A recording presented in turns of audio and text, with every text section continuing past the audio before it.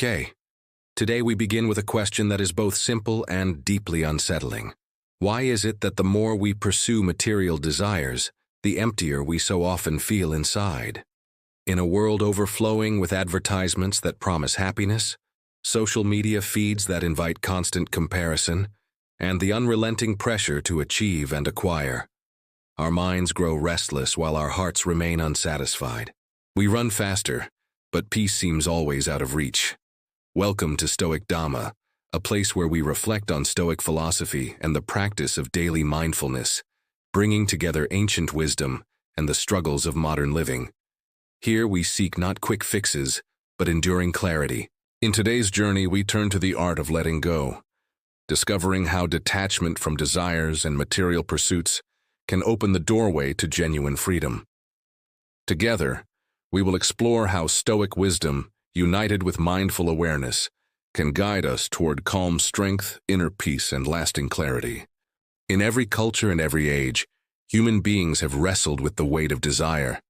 The craving for more wealth, more recognition, more control pulls us like an endless tide. Yet beneath that pull lies a quieter truth. The more we are chained to wanting, the more fragile our peace becomes. Stoic philosophy points us toward the art of inner detachment, the freedom that arises when desire loosens its grip. The Stoics remind us that true power is not measured by the possessions we gather, but by the mastery we cultivate within. If you spend your life chasing after shifting fortunes, your sense of stability will always remain hostage to forces beyond your command. But if you learn to hold lightly to what you cannot control, then even in loss, you remain whole. Seneca once reflected that wealth consists not in having great possessions, but in having few wants. These words challenge the assumption that satisfaction comes from accumulation. Instead, they whisper a deeper possibility, that freedom is not achieved by expanding your empire, but by narrowing your attachments. When you desire less, you find more room for stillness, clarity, and strength. Imagine for a moment that everything you owned were taken from you. The clothes, the devices, the savings in your account, the home that shelters you, all gone in an instant. What would remain? Would you still recognize yourself, or would your sense of identity crumble with the loss? The Stoics urge us to contemplate this not to invite fear, but to anchor resilience. By rehearsing loss in the theater of the mind, we prepare the heart for life's unpredictability. Epictetus, who was born a slave, knew this truth intimately. He had no control over his chains, his treatment, or his circumstances, yet within him burned a recognition. No one could compel his thoughts, his choices, or his inner freedom. This was the sovereignty that detachment revealed. The power of inner detachment is not a rejection of the world, but a realignment with it. To live detached does not mean you abandon love, work, or meaningful pursuits. It means you approach them without clinging, without believing that your entire happiness depends on their permanence. You begin to see them as gifts, not guarantees. When you shift from controlling the world to controlling your responses, you trade a fragile illusion for an enduring strength. Marcus Aurelius, the philosopher-emperor, ruled vast territories. Yet in his private reflections he reminded himself that even emperors are subject to loss and decay. His journals reveal a man who sought not more power, but more serenity in the face of what power could never secure. Inner detachment liberates us from the exhausting cycle of endless pursuit. Modern life bombards us with reminders of what we supposedly lack: a faster car, a newer phone, a larger home. But each acquisition only pushes the horizon farther away, leaving the heart restless. Detachment does not silence ambition, it purifies it. Instead of chasing what others tell you to value, you return to the essence of what truly matters. Consider how rivers carve valleys not by force but by steady persistence. In the same way, detachment shapes our character gradually, gently eroding the stones of obsession and carving out space for wisdom. With time, you begin to notice the subtle difference between need and want, between joy and distraction, between freedom and bondage to craving.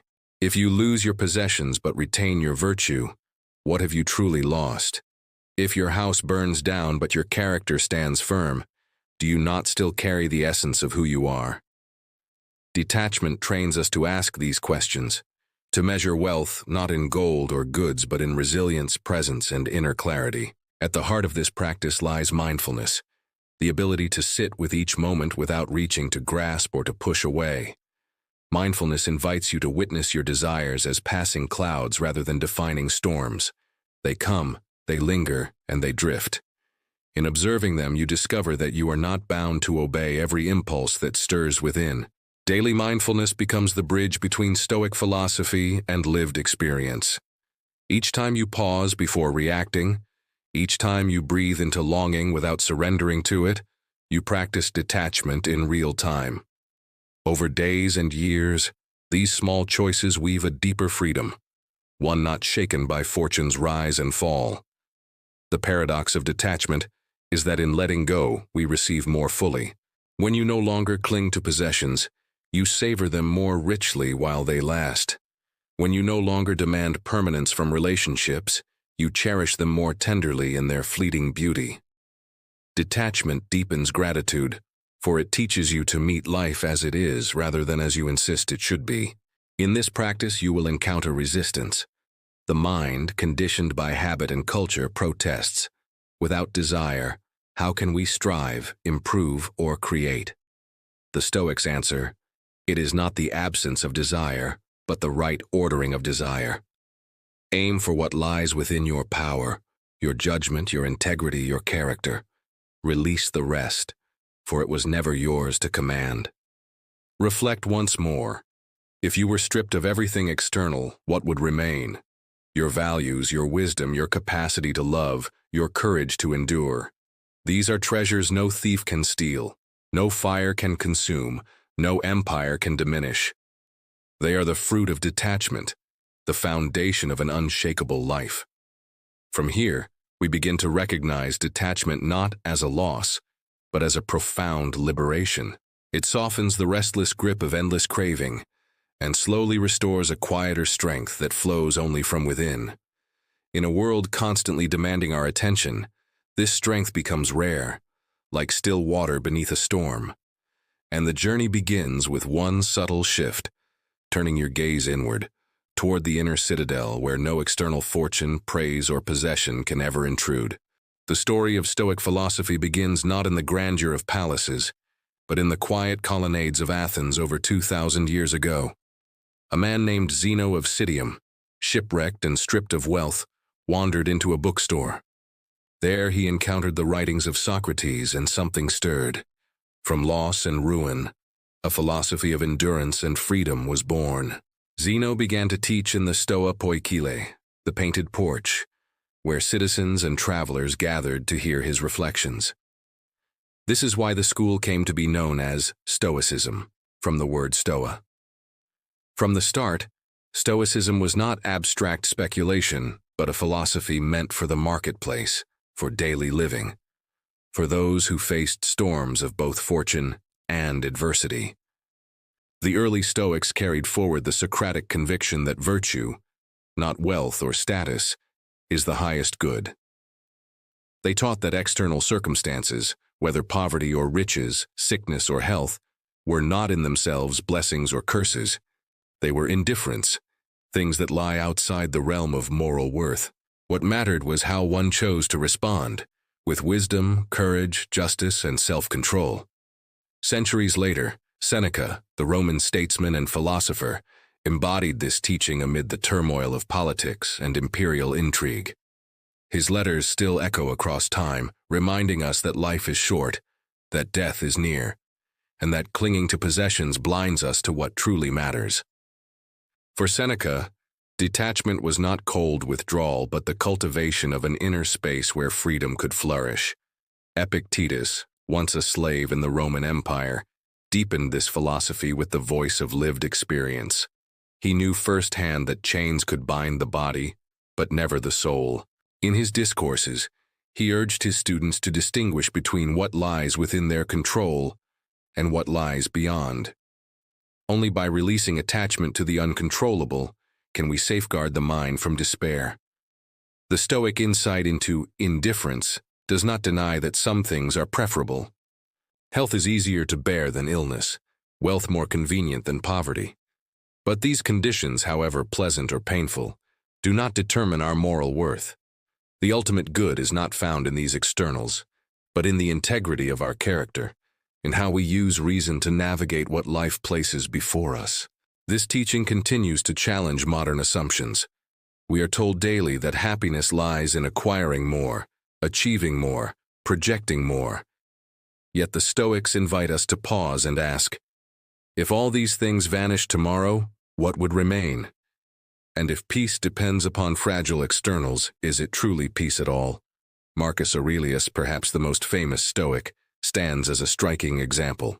As emperor of Rome, he commanded armies, governed vast lands, and bore the weight of empire. Yet in his private writings, later known as Meditations, he spoke not of conquest or grandeur, but of humility, mortality, and the fleeting nature of all things. Despite his immense power, he practiced detachment from desire. Marcus wrote to himself that even the palaces of emperors crumble, even the names of rulers fade into dust. He reminded his heart daily that life is brief, that every possession is borrowed, and that the only true refuge is virtue. His reflections reveal a man who sought not escape from duty, but serenity amid its burdens. The Stoic vision of indifference creates a profound reordering of values. Instead of placing ultimate worth in possessions, status, or the praise of others, it directs us inward. The strength of your character, the steadiness of your mind, the justice of your actions, these are treasures beyond decay. Everything else is shifting sand, which fortune can grant or withdraw in a single breath. Consider how this perspective shifts our relationship to loss. When fortune changes, as it inevitably does, the one who is trained in Stoic detachment is not undone. Grief may arise, but despair does not consume. Fear may knock, but it does not rule. In knowing that the external world is not ours to possess, we become freer to live within it fully. This root of Stoicism connects seamlessly with mindfulness practice. To watch your desires without clinging is to practice detachment in real time. To notice that the body ages, that wealth fluctuates, that friendships shift, is not to deny their value, but to place them in proper perspective. They are part of the flow, not the anchor of the soul. The ancients carved this truth into their daily rituals. Epictetus told his students to kiss their children with the reminder that they are mortal, not to diminish love, but to deepen it. Seneca advised rehearsing poverty to show the mind it can endure with little. Marcus began each day with the thought that others may wrong him, yet he resolved to meet them with patience. The roots of Stoic philosophy lie not only in Greece and Rome, but in the timeless recognition that human suffering is amplified by attachment. We grasp at permanence in a world built on change, and in that grasping, we create our own chains. By loosening the grip, we discover a deeper stability, the freedom to live aligned with reason and virtue. From the painted porch of Athens to the imperial chambers of Rome, Stoicism grew as a living tradition, not a rigid doctrine. It was tested in exile, in slavery, in the duties of emperors. Its central insight remains unchanged. The external world is not ours to command, but the state of our soul is always within reach. The roots of Stoic philosophy remind us that detachment is not a retreat from life, but an embrace of it, in its truest form. By understanding the indifference of externals, by seeing through the illusions of permanence, we prepare ourselves to meet both joy and sorrow with equanimity. By embracing this path, we carry the enduring wisdom of Zeno, Seneca, Epictetus, and Marcus Aurelius, allowing their ancient guidance to illuminate our own restless age with clarity, resilience, and calm strength. Philosophy, when left only on the page, is like a seed never planted. It contains potential, but without practice, it does not grow roots in the soil of daily life. The Stoics insisted that wisdom must move from theory to lived action. Knowledge without training is fragile, but when practiced daily, it transforms the mind into something steady, resilient, and free. For the Stoics, discipline was not about abstract speculation. It was about preparing the soul for the unpredictability of existence. They knew that life would bring moments of joy, but also storms of loss, betrayal, and uncertainty. The question was never whether these events would come. The question was how one would respond when they arrived. This is where practice begins. Take the modern workplace. Pressure mounts, deadlines approach, expectations tighten. In such moments, we often feel our breath shorten and our patience thin. Stoic philosophy offers an anchor here. Instead of reacting to every external demand with panic, we pause, remembering what is within our control. Our effort, our focus, our composure. The storm may rage, but the inner ship holds steady. In relationships, too, Stoicism reminds us not to bind happiness to the unpredictable behavior of others. To love deeply while holding lightly is the paradox of detachment. When we expect too much, constant approval, endless perfection, we set ourselves up for bitterness. But if we practice releasing rigid expectations, we find space for compassion. We allow others to be human without demanding that they fulfill our every longing. On the level of inner life, daily practice becomes even more vital. The mind, left unchecked, fills with restless comparisons, anxious projections, and relentless ambition. This turbulence is not solved by gaining more, but by training the gaze inward. By practicing detachment, we cultivate an ability to witness these currents without drowning in them. Calm is not the absence of thought, but mastery over its direction. The Stoics proposed concrete exercises to turn these ideals into habit. One of the most powerful is journaling. At the end of each day, Marcus Aurelius reflected in writing, reminding himself of his failings and renewing his commitment to virtue. Journaling allows us to process the noise of experience, to clarify what belongs to us and what lies beyond us. In words, the clutter of the mind finds order. Another practice is negative visualization, a method often misunderstood. It is not about dwelling in despair, but about rehearsing loss to appreciate life more fully. Imagine losing what you now possess: your health, your home, your loved ones. This thought sharpens gratitude for their presence in this moment. When we remember that nothing is guaranteed, we learn to hold each moment with reverence, not entitlement. Meditation, too, offers a bridge between Stoic detachment and modern mindfulness. By sitting quietly, focusing on the breath, and allowing thoughts to drift without attachment, we train the mind to rest. This is not escape, but preparation. Each session of meditation strengthens the muscle of attention, teaching us to return again and again to the present where freedom dwells. These practices are not limited to monks or philosophers. They belong to anyone willing to pause, reflect, and train the mind. A manager in a crowded office, a parent raising children, a student facing exams, all can use journaling to clarify thoughts, negative visualization to temper desires, and meditation to restore balance. Daily repetition is the soil where Stoic wisdom takes root. The essence of practice is consistency, not perfection. You may falter, lose patience, or forget your principles in moments of stress. But the Stoics never promised that wisdom meant never stumbling. Instead, they taught that each stumble is an invitation to rise again, to remember the path and to continue. Progress is measured not in flawless execution, but in persistence over time. As modern individuals, we are surrounded by distractions unimaginable to the ancients.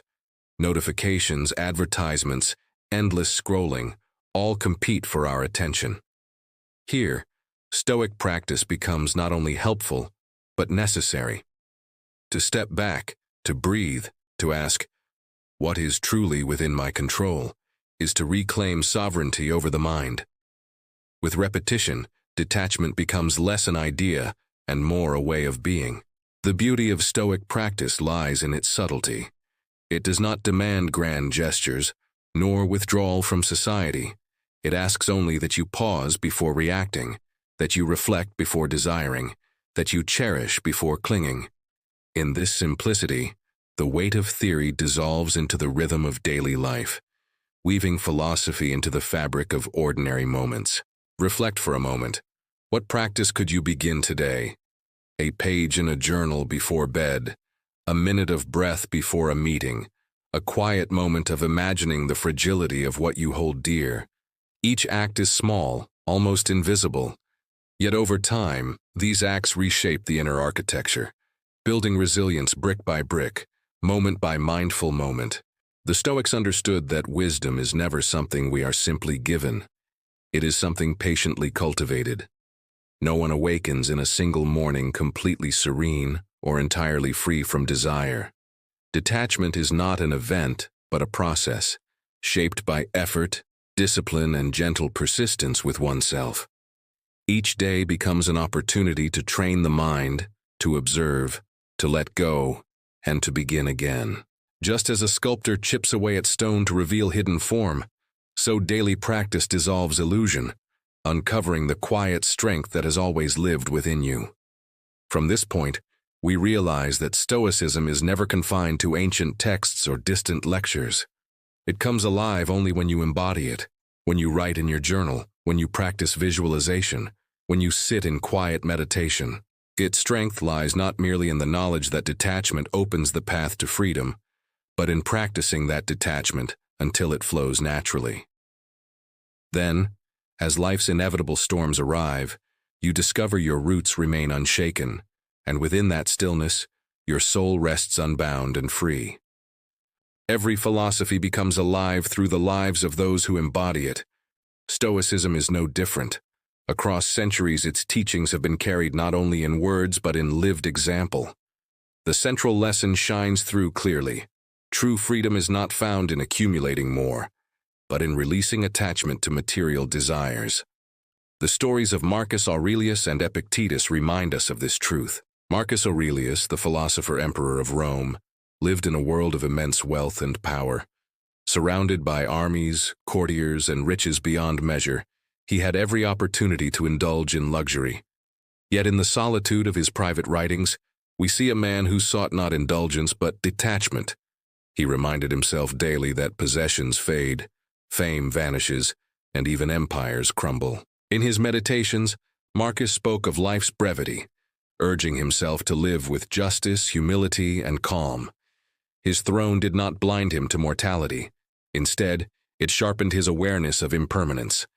He knew that power, however vast, could never guarantee inner peace. Only by mastering desire could one remain free amidst the demands of rule and the inevitability of loss. Marcus's lesson reaches across time to us. No matter the height of our careers, the weight of our responsibilities, or the magnitude of our successes, the truth remains. Everything external is temporary. What endures is the state of the soul.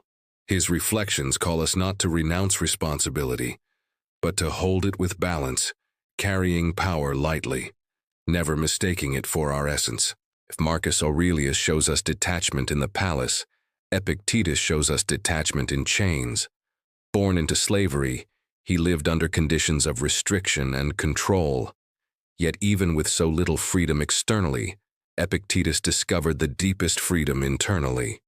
He taught that while others may bind your body, they cannot command your judgment or your will. In his discourses, Epictetus reminded students that freedom comes from aligning desire with what lies within control. To long for what depends on fortune is to chain oneself to frustration, but to desire only what is within one's own choices is to unlock unshakable liberty. He had nothing by society's measure, yet he embodied the sovereignty that wealth can never purchase. The life of Epictetus challenges us today.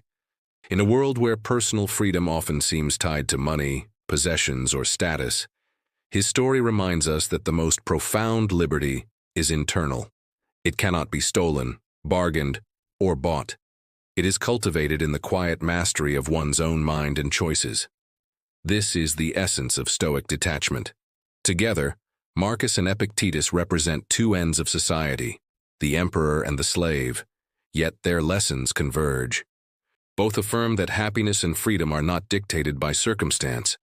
Whether clothed in purple robes or in rags, the soul remains free when it releases attachment to what lies beyond its power. Their lives testify that Stoic philosophy is universal, accessible to all.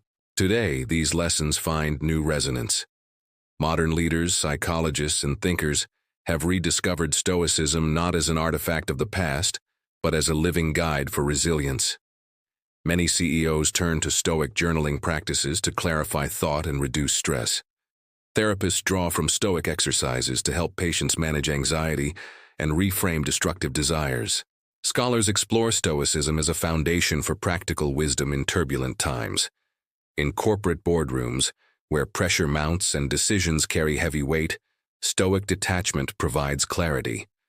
Leaders learn that while markets rise and fall, what remains under control is judgment, integrity, and focus. By practicing detachment, they avoid being swept into panic or greed, guiding their organizations with steadiness in uncertainty. In psychology, Stoic methods have inspired cognitive behavioral therapy, one of the most effective treatments for anxiety and depression. The simple Stoic exercise of distinguishing what lies within control from what does not has helped countless individuals manage overwhelming thoughts. This bridge between ancient wisdom and modern science demonstrates how timeless these lessons remain. Even in scientific research and academic life, Stoic detachment has its place. Scholars often face rejection, uncertainty, and the endless pursuit of recognition. By applying Stoic principles, they ground themselves not in the fragile opinions of peers, but in the steady pursuit of truth. In detachment, they find the courage to continue, regardless of external reward. The examples of Marcus and Epictetus show us that Stoicism is not bound to one class, culture, or age. It flourishes wherever people seek resilience. It speaks to emperors and workers, teachers and parents, leaders and students. Its wisdom threads through every human life, whispering that freedom lies not in possession but in perspective, not in accumulation but in release. To practice these lessons, you do not need to wear a crown or endure slavery. You need only begin to notice where your desires pull you, where your attachments weigh heavy. Then, little by little, you train yourself to let go. You journal your reflections. You visualize impermanence. You meditate on what lies within your command. In each step, you honor their example. The lesson remains simple yet deeply transformative. All external things are temporary, passing like shadows. To pursue them endlessly is to invite restlessness and dependence. But when you turn inward, nurture virtue, and release what was never yours to control, you uncover a strength that cannot be shaken. Both Marcus Aurelius, seated upon a throne, and Epictetus, once bound in chains, remind us that this freedom belongs not to circumstance but to the discipline of the soul itself. As we bring their wisdom into our restless age, we see that Stoic philosophy is not a relic of the past, but a living compass for the present. It steadies us through the storms of ambition, the weight of anxiety, and the uncertainty of what lies ahead. The lives of Marcus Aurelius, Epictetus, and all who still practice these truths remind us that real wealth is never found in possessions, but in the unshakable peace of a disciplined mind. At the heart of Stoic philosophy rests an eternal truth. Real freedom begins the moment attachment ends. Each time we loosen our hold on material cravings, we carve out space for peace, clarity, and enduring strength. The great Stoics remind us that life's value is never measured in wealth or circumstance, but in the mastery of one's own mind. Marcus Aurelius on a throne and Epictetus in chains both proved that the richest life is found in calm discipline and inner freedom. As you carry this reflection into the quiet moments of your own day, pause and ask yourself, which desires truly weigh on your spirit, and what new freedom might emerge if you chose to release them? Each small act of letting go opens a doorway to peace, clarity, and strength that no possession can ever give. If this journey speaks to you, I warmly invite you to subscribe, share your reflections in the comments, and continue walking with us on the path of Stoic wisdom and inner freedom. In our next video, we will uncover an even deeper truth. Real happiness begins from within and never from outside things. References 1. Irvine, W.B., 2009. A Guide to the Good Life, The Ancient Art of Stoic Joy. Oxford University Press. Point 2. Pigliacci, M. 2017. How to be a Stoic, Using Ancient Philosophy to Live a Modern Life. Basic Books. Point 3. Robertson, D. 2019. Stoicism and the Art of Happiness, Practical Wisdom for Everyday Life. Macmillan.